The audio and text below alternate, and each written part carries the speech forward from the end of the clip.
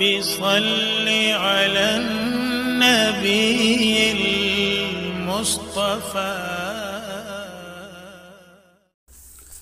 حضرت علی رضی اللہ تعالیٰ عنہ فرماتے ہیں، متقی و پرہیزگار کے 3 اوصاف ہوتے ہیں: نیک کاموں کی ہدایت کرنا، فساد سے پرہیز کرنا، آخرت کی اصلاح اور درستگی کی فکر و حرص کرنا۔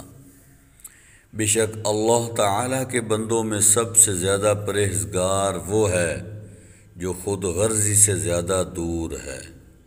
جسے اللہ تعالیٰ نے علم دیا ہے وہ سیدھی راہ پر چلتا ہے، اور جو سیدھی راہ پر چلتا ہے وہ نجات پاتا ہے۔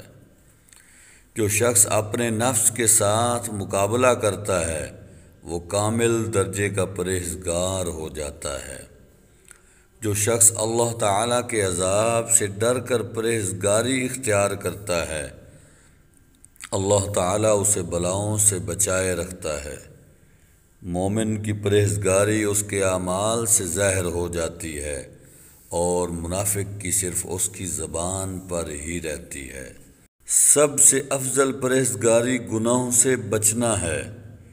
کامل پرہیزگاری یہ ہے کہ انسان تنہائی میں وہ کام نہ کرے جو کام لوگوں کے سامنے کرنے سے شرماتا ہے۔ جو شخص پرہیزگاری کا لباس پہن لیتا ہے اس کا لباس کبھی بھی پرانا نہیں ہوتا۔ سچائی پرہیزگاروں کا عمدہ لباس ہے، اور شرافت تقویٰ کا ثمرہ ہے۔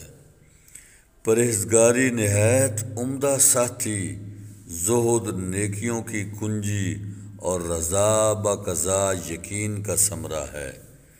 پرہیزگاری اچھا عمل، مگر جھوٹ بہت بڑا عیب ہے جو آدمی کو ذلیل و خوار کر دیتا ہے۔